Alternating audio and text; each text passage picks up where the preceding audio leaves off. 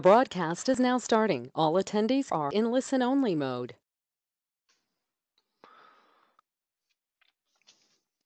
Good morning, everybody. Welcome to our webinar. We're going to get started here in a second. Looks like we're clicking over to 10 o'clock. It's nice and sunny. I'm in Grand Rapids, actually, so it's nice and sunny here. A little cool, but my name's Sean Abbey. I'm going to be your moderator and kind of the organizer this morning. So most of the stuff I'm going to be doing is behind the scenes. You'll have a chance to type in questions and raise your hand and things like that, and I will be dealing with that. How we got here, I chair the Michigan Joint Fire Service Council. That council is made up of organizations that have interest in the fire service all across the state. From the Firemen's Association to the fire chiefs to the fire union, we're all in, there's a whole bunch of us that are involved with that. And then I'm on that panel or on that council from the Michigan Professional Firefighters Union. And we have access to a webinar service that we're using this morning, and we're going to kind of go through that. How we got here was in one of our joint council meetings. We were talking about how we just had a lack of, not necessarily a lack of, but an abundance of money left over towards the end of the year. We're getting money turned back into the state late. Everyone wasn't using their training dollars across the state in each county, and how can we make sure all our firefighters across the state they know about the money and how to get the money. So that's kind of how we came up with this whole thing. Last year, after the new fire marshal was put in place, we had over $300,000 in training that was put out in about 4 months. So it was a crazy amount of money in a short amount of time, and we really want everyone to get that money because the last thing we want to do is give training money that we've been begging for from the state back to them. We are going to be recording this. So it will be available through a YouTube link, so we'll be able to share that with people that might not be able to attend this morning. Real quick, I do want to apologize for my headset. I'm sorry, it does look awful great, but you can hear me a little better if I use that versus my computer.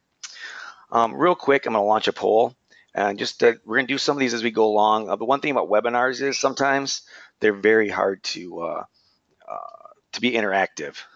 So how many of you have participated in a webinar before? If you can just really quick select on one of those, and we'll just give you a couple seconds, and we'll kind of judge kind of how this works.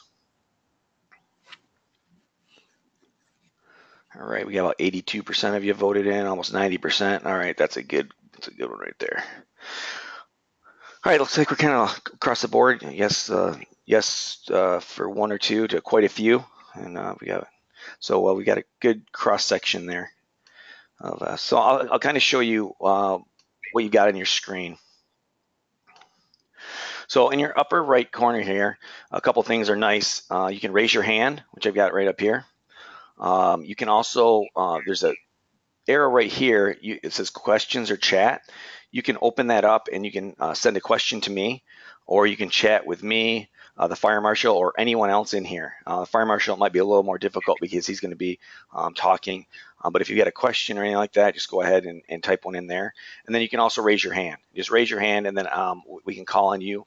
And if you've got something to ask, or we encourage you to participate as much as possible, because that does make the class go a little better. There's also a nice feature up here in the top. It's called Screenshot.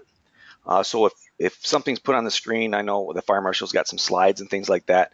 If there's something that you'd like to get a shot of, you can screenshot that, and it'll save that right to your desktop, so you have that for later. So it's kind of a handy thing as well. There's also handouts we've got. There's two handouts. One talks about all the fireworks training money and how it's distributed across the state. And the other one is all the CTCs, the county training chair people across the whole state are listed on there as well. So you've got some nice things there. The handouts are right over in this area as well. You can get those and you can download those to your computer as well. So again, we welcome you this morning. We're glad you're here, and we're going to get this thing rolling. I'd like to introduce our fire marshal. He's been with us since April 24th of this year, and he's accomplished quite a bit in his short amount of time on the job. It's Kevin Selmeyer. He's spent 31 years on the Grand Rapids Fire Department, where he retired as a deputy chief. Again, he's done a great job as our state fire marshal and the director of the Bureau of Fire Services since April. And we're fortunate to have him today here to talk to us about this firework money. So thanks, welcome. Hey, thanks, Sean. So we know everybody's there because we had the poll and folks showed up, so that's a good thing. I do want to open up to Sean. Are they able to see my screen now with? Yep. It's now to you, and then just on, you should have a screen that says sharing.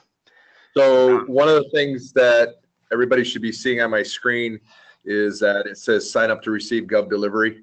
One of the things that upon becoming the fire marshal, I wanted to send an email out to the fire service and was told that's kind of hard to do. So we started exploring, looking at a few things, and what we came up with was Gov Delivery. What allows us to do is it allows us to send out information almost on a daily basis. And I'll click on the tab down below. It says click to view. If you don't sign up, I highly recommend that you do, because you're going to get the announcements from us and you'll know when to go take a look, or it'll give you the links to open up. But let's say you didn't, you can always come back to the website. And just by opening up here, you can get an idea of all the different events. The most current event is always going to be at the top. It doesn't mean that you wouldn't want to go down through though and look. So one of the things that you'll notice on here is there is some stuff about finalizing classes. There's a mix of training and there's a mix of, if you want to say, documents from the Bureau of Fire Services. We're changing that up. You'll see a new look here very shortly, where we'll actually, under announcements, you'll have a list which will be stuff from the Bureau of Fire Services, and then you'll have a list that will be training that's going on. The training that's listed on here, any department can send in training. So even if it's not using training funds from the state, let's say that in your budget you had money budgeted and you want to bring in a speaker and you want to open it up to the outside, you can always, by sending stuff to Holly Metz, my assistant, or to myself, we can get it posted on there. You'll also notice, like here in Pickford, there are firefighter 1 and 2 classes there. One of the reasons that we want to get everybody looking at firefighter 1 and 2 classes and stuff like that is there's good training that's out there, and we want people to know about it. And just because you may have something that's in your area that you haven't seen in a while, so like Sault Ste. Marie, this alternative fuel class, they're bringing a guy up out of Ohio, very good class.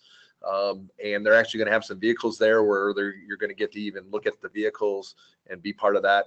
Step Up and Lead up in St. Louis. So there's a lot of stuff.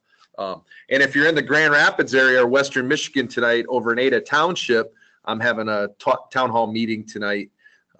And everybody in the state's welcome to attend that. So just kind of giving you an idea of some of the stuff that's out there under Gov Delivery. Like I shared, we would like to have you sign up for it though, so that you have the ability to get these announcements. You can also set it up with a text coming to your phone. So any questions on that, Sean? I know you and I talked about that a little bit, but just kind of wanted to show some things. Yep, there's no questions right now. That looks good. Okay, very good. So that goes back to those of you that are checking in. There's that ability to raise your hand. Sean being the moderator, he'll text back to you and some different things so that we know they're out there. This we want this to be interactive. That's the whole idea of doing this. And that also is the reason that we're recording it, so that we can also share with the rest of the state, because we know that everybody can't get on a Monday morning at 10 a.m. So that's some of the things we're trying to do here. So I'm going to go out here to a PowerPoint presentation that I put together just a little bit. So as Sean shared, my name is Kevin Selmeyer. I've been the fire marshal since April. And one of the things that we started to look at last year when I got the job, in fact, it was on day one, my boss and the director, Shelley Edgerton, Al Pohl is my boss, said, hey, there's about $90,000 in money that's unencumbered. And that number grew. If you want to say in April, it was at 90. By June, it was probably about 200,000. And then money continued to get turned in. What we would like each county to do is just spend their money. And when I share, we want them to spend their money. We want them to be able to, by spending that money, we can take a lot of the stress off of we're coming down to the end of the year. I also will say this, one of the reasons we also want you to spend the money, and we'd ask even spend the money earlier in the year, is that if we continue to wait until the very end of the year, it's just showing that we sit on this money to the very end and then we spend it at the end. If we could get this money spent in, let's say, the first 6 months, then I would have a better chance of going and sharing that, hey, we need more money. But right now, we're at $2 million statewide. So let's talk for a second how that money was dispersed. That money actually on October 1st, which is the start of a fiscal year for the state. So we're in FY or fiscal year 18. And that money was distributed out to the counties in each county. And in the handouts that Sean has available for you, you can click on it and you can see what each county got. Each county got a minimum of $15,000. Now, some counties got more, and you're going to look at that and you're going to say, well, why does Wayne County have this much money? Or why does Kent County have this much money? Or why did Marquette get more than $15,000? After each community or each county got $15,000, there was a balance left over of about $755,000, and that money was distributed using what they call a 70-30 rule, which has to do with population and square miles in each county. So when you start looking at some of the urban areas around the state, you start looking at Saginaw County, you start looking at down in the Metro Detroit, those counties coming out of there, you'll see that they all got more than 15 grand because that was how they split up the money. And in the UP, you'll see that even Chippewa County up in the Sault Ste. Marie area got some extra money, and so did Marquette County. And it was based on population, but also realize that in the UP, not only is it population in some of those counties, but geographically they're very large. And then you can go around to different parts in the state and you can see what they got for funds. That money right now is it's the property of each county. The money was given from the Bureau of Fire Services to each county, and each county has the decision-making possibilities with that money within their own county. I get this question right now. A lot of folks are, hey, I hear the state has all this money, and we want some of that the Q money or smoke money. And we're trying to get away from using the non-smoke term. We're actually using Q classes. Q classes are classes that you want to host in your area that have to go before the Firefighter Training Council for approval so that we can actually get the curriculum approved. But once that Q class is approved, it actually gets put into the state system so that when you take the class, it actually goes into your training records. That was one thing as the fire marshal, I thought it was very important that if you're taking classes, why wouldn't we try to capture that information? Hey, I attended this conference or I attended this class, and we want it to show up in your training activity. And the only way that we can make that happen is for these classes to get actually entered in the smoke system. So that's one of the things right now. The money is out to the counties. Each county has until December 30th of 2017 to encumber their money. And encumber means that you actually have the classes in the system. The classes are actually signed up. One thing that's happened in the past, and I'm going to ask people not to do that, is a lot of times people would do what they call placeholders. And they would just sign up a bunch of fire officer classes and then hope that at some point after December 31st that they would do something with the money. And what we actually found out, that's where a lot of our money was coming back from. If your county doesn't have a need, or you have money left over that you're really not sure what to do, well, what you can do on December 31st, if you don't encumber it, the money's going to come back to the Bureau of Fire Services. And one of the things that we're going to do is we're going to look at a statewide approach to how do we spread this money out around the state. So the question is, and that's what the topic is, how do I get a Q class funded? Well, right now you'd need to get a hold of your county chairperson. And that's also one of the reasons why we have provided the list of the emails of who the county training chairpersons are.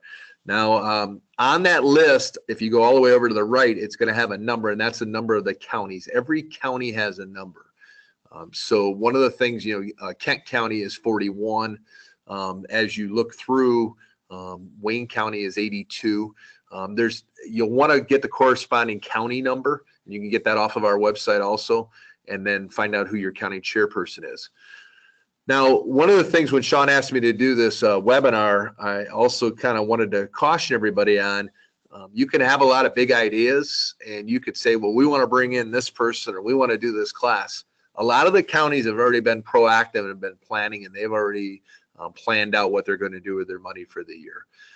It's still not a bad idea, though, to reach out to that county training chairperson and ask them. There may be some funds that they're not sure what they're going to do or how they're going to do it. So For some counties, they've already kind of got a plan moving forward for the year. Remember that the priority in all counties is to make sure that we have trained firefighters. So counties, the whole idea of giving 15,000 each county was more than enough money to run a firefighter 1 class in the hazmat operations class, or to even run a firefighter 1 and 2 with the hazmat operations class. Beyond that, though, a county has choices. So some counties, if they know they're not having a fire academy, or maybe they're having a joint fire academy between 2 or 3 counties, they'll have money left over.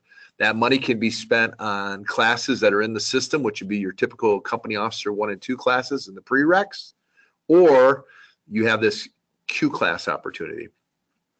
We're in the final processes, and when I say final, you'll most likely see it by the end of today. It'll pop up on our website, and that'd be a good reason to be signed up for Gov Delivery also. We're actually putting together a catalog of what Q classes are approved. So the next slide that I have, it talks about select a class. Let's say that your county does have some money left and you decided that, hey, I want to go in there and I want to see what classes are approved. And that's one of the things that we're doing with the catalog. Some would say, well, why don't you have a catalog already? What has happened over the past really 2 to 3 years, there's been this money left over, and it's been called grants, it's been called non-smoke, it's been called a whole bunch of different things. But this money was typically distributed by the training council after the encumberment of money was done on December 31st. In the process of doing that, we had to go back through a lot of old minutes, and we tried to do our best to find out what classes were approved in the past. We put this on this list. We've also tried to put in the instructor's name, also provide an email and a phone number so that you can reach out to these instructors directly. Remember, on a Q class, you have to do the groundwork and actually reach out to the instructor and set it up. Also on a Q class, I want to talk about this for a second. You also have the ability to actually do a Q class where you actually, maybe they aren't on the list. Maybe it's somebody out there in the fire service that has never been here to Michigan and you want to bring them to Michigan. Or you saw, hey, there's some retired general that's doing this leadership class and you think it would be a good thing for your county to work on officer development and you want to bring them in. Then in that case, you would fill out the Q app, and I'll show that to you here in a little bit, and you would send that in. That has to go before training council. I do want you to remember that all classes that have to go before training council have to be here 2 weeks before the meeting, and the next meeting is on December 12th. So the I believe it's the 27th of November, those have to be in. Excuse me, the 28th of November, they have to be received by the Bureau of Fire Services if you want to be on for the December meeting. So once you select a class, the next thing you're going to do is you're going to contact my training coordinator chairperson, and we provide that list. Number one, find out if there is money available. Like I said, the money right now is out at the county level. And then you're going to complete the BFS Q class form. And that is available on the internet. And I'm going to back out of here and I'm going to take us back over to the website, and let's take a look at that. We'll actually scroll down so that you guys can get a chance to see that. So if you go down, there's a lot of tabs that are on here. You need to go to the Firefighter Training Division tab. And that was one of the ideas that we had today too, was to kind of move around on the website and show you some things. So once you're on the training division, you're going to go down here to Q Course County Training Fund application. In the process, let's see, open that up. And there's the form. The form is actually, it's showing on the screen here. It's showing the front and the back. As you come down through, you're going to fill out the name, your organization. Remember, this doesn't have to be using county funds also. If you were going to bring in somebody to teach a class in your department and you just want to get it in the system so you get credit in your training records, this is an opportunity for you also to put in there. So we're going to ask, you can see name of the applicant, the organization, and then we are looking for alternative phone numbers and applicant phone number. A lot of times on the applicant, they'll put in the department number. But realize that a lot of times, whether it's a paid on call or even a career fire department, we may reach out and either you're off on a career department or it is a paid on call or volunteer department and there's nobody at the fire station. So please use that alternative number so that we can reach out to you if we have any questions. We're looking for the course name and then how much the course is. And then if you're using county allocations, you're going to put a Y in there, and then the county chairperson has to initial it. This has to be coordinated. There's no, hey, I'm just going to put this in and I'm going to use county money because we want to do that. And then who is the instructor? And then is the course going to be free to all Michigan firefighters? If it's funded with county funds, or in essence, state funds, we do want that open to all firefighters. If you want to say, well, we're going to do it in Ingham County and we're got 100 seats and you want to open it up to Ingham County first, maybe for the first 30 days, and then the last 30 days you're going to open it up to outside. We want all 100 seats filled, and that's one of the things we're working on. So, and then it goes down to the course description. If this course is already approved in the course catalog we'll have for Q classes, then go ahead and just put in there that that's already pre-approved. We already have the description, but if it is a class that's brand new, we need you to put in the course description. Also, you're going to notice that I'll move my little arrow over here. There is or my mouse says flyer attached. If it's going to be using state funds, you have to provide a flyer. As I shared before, if there's 100 seats, we want 100 people sitting in those seats on the day that this class goes down. So one of the things that we're looking for is that when you go to put this in, we want to make sure that you have your Q class or flyer along with the application. And then if it gets into what NFPA standards, how big of a room, and then what's the total number of hours. The total number of hours is important. We've had a few issues in the last few months where people thought that they were getting an 8-hour class and only got a 2-hour class. And then we didn't have anything really to go back on with the instructor to say, hey, this was supposed to be an 8-hour class. So we want to make sure that if the class is a full day, we want to make sure that the total number of hours is entered in there. And then that way, in a sense, it becomes kind of a contract between the instructor that's providing the training and you. Also remember that some of these instructors will ask you to fill out a contract, and that's between you and the instructor. When the funds are paid back, ultimately the paperwork is going to get sent in. The money's going to get sent back to the county. The county then pays the instructor. State of Michigan doesn't pay any of the instructors directly. So it's important that, and we'll have a class on this, and we're already thinking of ideas for webinars in the future as we move forward. Then we need the applicant, your signature, the name, the email, and then the county training chairperson. So if this is going to use funds, this is the form that you need to complete. If you are not using state funds, but you would like to get a class approved so that you can attend these things or have folks come attend them, this is also a mechanism to get them into the smoke system so we can track the training. Does anybody have any questions? The only one I had so far was a member had an issue with actually getting into smoke. So they said that they're having a problem once they get to a certain point. It says when they try to see the funds available for their county, the system locks up and they aren't able to see that. Is that something that anyone can see, or is there only the CTCs? No, it's only going to allow you to only the CTCs. So that's why it's important that you work with that person. So that's why we provided the handout that shows what each county got. But you do need to reach out to that county training chairperson and talk with them about where funds are at. And just because funds show up in there today, it may be that they haven't encumbered them yet either. So, out of fairness to the county training chairperson, to say, hey, there's 15 grand and I want this share, that share may not actually be available, Sean. That's good. Okay, thank you. Okay. Again, another one says they're CTC, but the system does not let them view it. It locks up and stops working. Well, if you're a CTC, then you need to reach out to Dan Hammerberg or to TJ Richardson, and they will work with you on that. Okay, perfect. And then real quick, I'm just going to launch this other poll if you don't mind.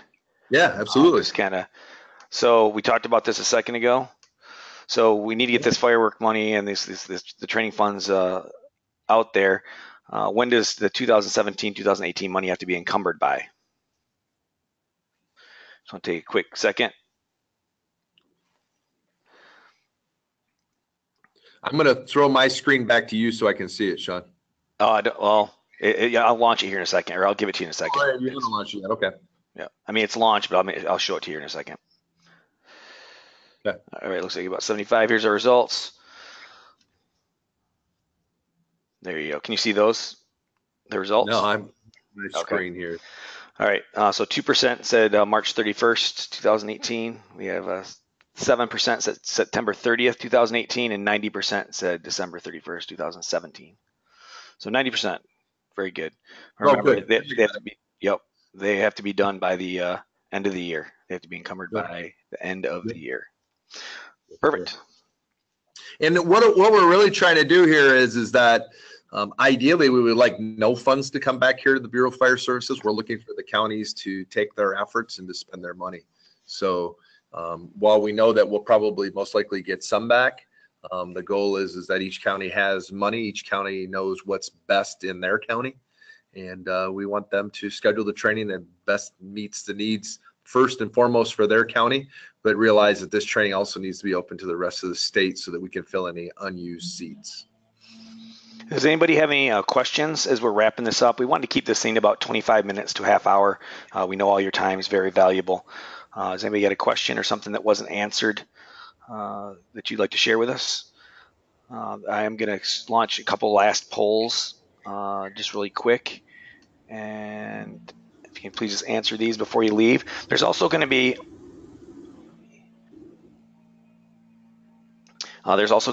a survey that comes out after the webinar when we close it. So if you can please take some time to fill that out, that'll help a lot. So as you fill that, there's a question coming in as well, Kevin. So I'm going to close this poll. So yeah, 100% everyone said it's very informative, and good.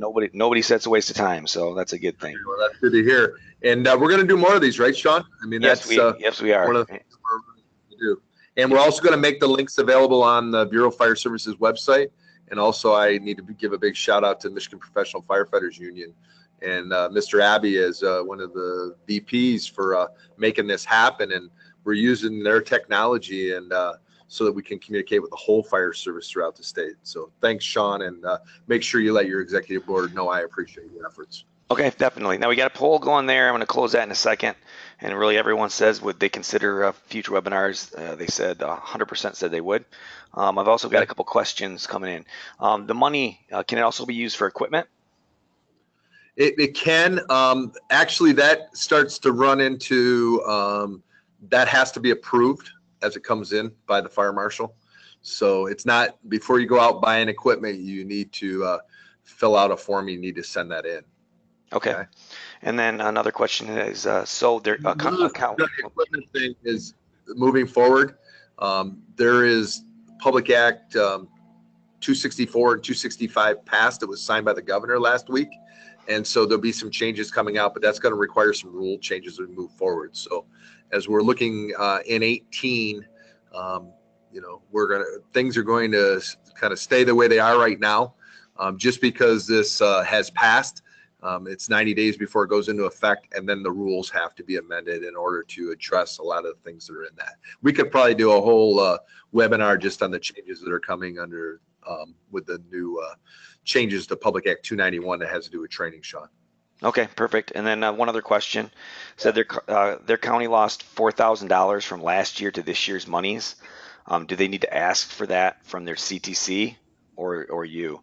So what do you mean they lost? I'm thinking what it means, like they turned in 4,000. What's that? They turned in 4,000. Sounds like I don't know. Let me no money carries over from a previous year. I know it's kind of hard where they're typing in, right? But no money carries over. We spent just shy of $2,000, like $2,300 of the $2 million. So we did a great job of spending it at the end of the year, but that's why we're trying to educate folks. There is no carryover on money. So money that wasn't used last year or money that was turned in, that money actually got spent. It's gone. What each county has right now is what they have. Okay.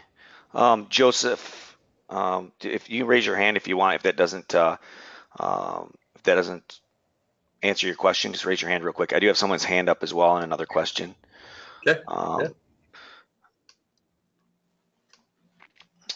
Oh, we have Mark Cleveland. Go ahead, Mark. You raised your question. Hello. All right. He did have his hand up.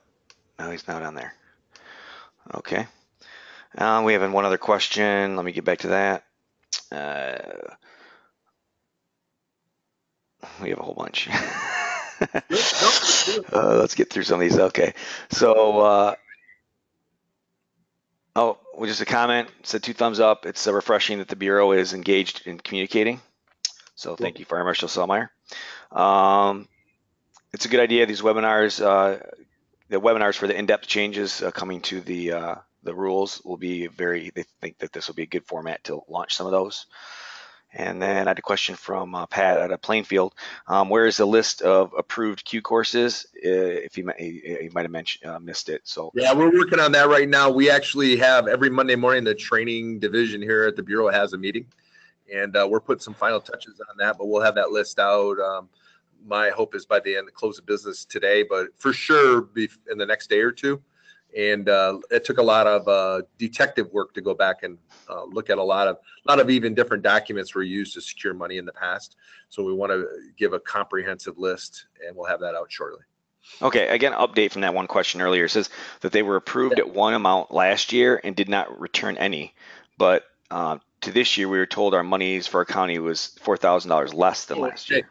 So the reason it was 4,000 less, good question. The reason it was 4,000 less than last year is because for every county to get $15,000, the money went out that way first, and then what was left over. Last year, the money was done by the 70-30 rule, which was there again the population in the square miles, and so you had places that didn't have a lot of population; they got a very small amount. There were places that went from $2,000, $3,000, $4,000 to 15 grand for the first time ever. So in order for every county to have 15,000, remember I shared that was back to, we want everybody to have the ability to train firefighters. To do a firefighter 1 class with a hazmat class, you're looking at about 11 grand. To do a firefighter 1 and 2 class with a hazmat class, you're probably looking at almost 14 grand. So the idea was, and this was, council actually decided this before I was the fire marshal working with the previous fire marshal, that every county would get 15 grand. So that's why they got 4,000 less. It was the way the money was dispersed. Some counties took a big hit. Some of the bigger counties, especially by the time they divided the money statewide, I want to say in Wayne County, it was like a $30,000, $40,000 decrease from last year. Okay.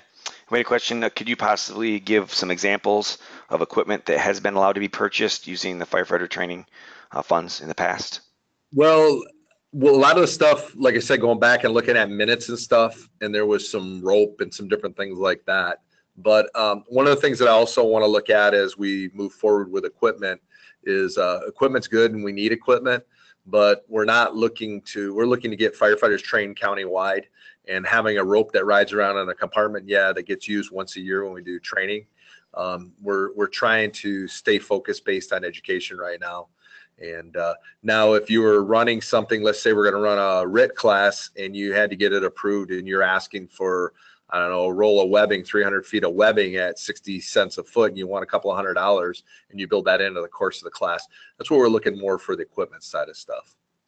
What about like a question like if you're looking to get like a forcible entry door for your county, something like that for some of the props. Yep. The big thing we want to look at is to make sure that the equipment, when it comes in, it also comes with some training that goes with it too. Okay, so perfect. We look for that. If they were looking to get a door, let's get somebody in here from the manufacturer to teach people how to use that door. And I like that idea of props and different things. There's a thing called the Matchbox. Some of you have seen it, where you can show smoke and fire behavior and flow path and different things like that.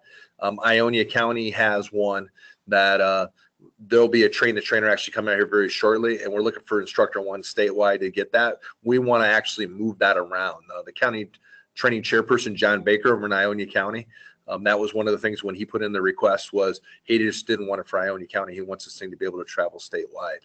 So that's what we're really looking for. How can we be collaborative? Putting something that sits in a, and I know of this, there's some props that have been bought in the past. They're sitting in a storeroom in fire departments that aren't getting used. Excellent. And that kind of wraps up our questions. Unless anyone wants to raise a hand, I think we got through everyone. Oh, hold on a second. We got one more just came in. Heard a rumor of firefighter continuing ed credits. I have actually two questions on this. I didn't want to go back to one yet.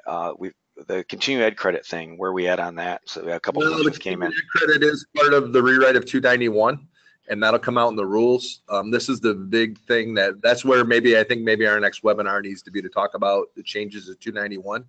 I'll put that out there. 18 hours is the number. The departments get to pick the topic. I don't go too far into that, otherwise this thing's going to get really long. And we're trying to stick to Q classes today. But 18 hours, and it is whatever you want to train on in those 18 hours. Okay, and I know that's kind of off topic, but I actually had a couple questions about it, so I thought I'd just bring it up. I think come to ADA tonight and at the ADA Fire Department for the roundtable or the town hall meeting with the fire marshal, and I'll stay as late as anybody wants to be there to talk about stuff like that tonight. So. All right.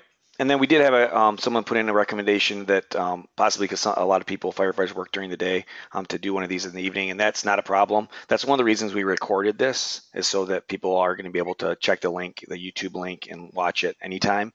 But we're not restricted by doing them just during the day, so we can definitely do these in the evening as well. Yeah, we talked about that. Sean and I actually were practicing last Thursday night, and I've been doing, last week was the second county training chairperson conference call that goes from 6 to 7 on Thursday nights. It won't be this week because of Thanksgiving, but the idea is we're trying to get the training chairperson informed so they can encumber their money and get their things done. Just remember that the November date, if you want to get something on the training council for approval of a Q class, it has to be to us by the 28th of November. And so that gets on the agenda, and that app has to be filled out, and you have to have a flyer that goes with it also when you send it in. Perfect. Let's see, we've got. We also have looked at the conference call thing, and maybe we'll look at the webinar thing, some instructional technique stuff. We're talking about having an instructor one where instructors can call in. We're also, with the training coordinators, we've trained 19 of the 24 training coordinators to go around the state. And that is something that hasn't happened in years with that group. And we're going to look at quarterly phone calls, maybe even monthly with them.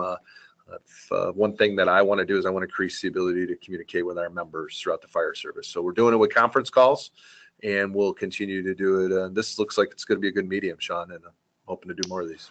Yeah, I agree. I just want to say thank you very much, and we really do appreciate your willingness to, on behalf of the Joint Council and obviously the Firefighters Union, we appreciate your willingness to be open and communicate and get this information out, because I think this is important stuff, and I think everybody needs to hear it. So thank you for your time, Fire Marshal, and thank you all for being here today.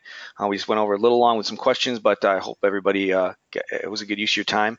And please remember to fill out the survey at the end. You can also email the Fire Marshal or myself. Our emails are available as well to let us know if there's anything that you'd like to see or anything done differently. So thanks again for your time, and everybody have a great day.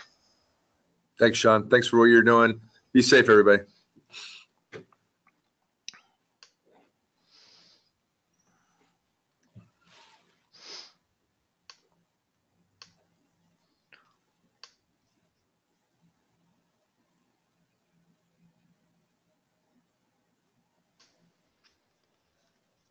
Give me 1 second. I'm going to end the recording.